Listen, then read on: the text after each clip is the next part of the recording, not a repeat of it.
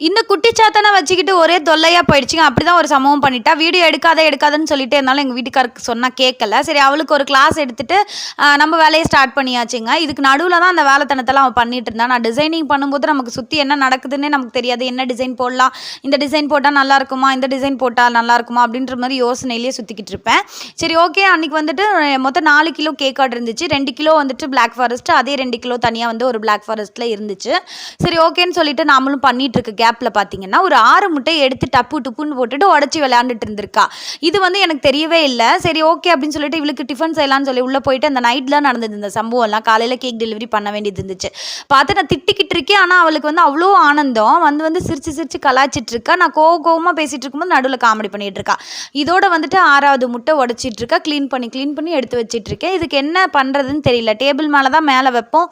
சரி இன்னைக்கு அர்ஜென்ட்டில் சரி இங்கே வச்சது தப்பாக போச்சு, நான் வண்டி எடுத்துகிட்டு கிளம்புறேன்னு கிளம்பிட்டா.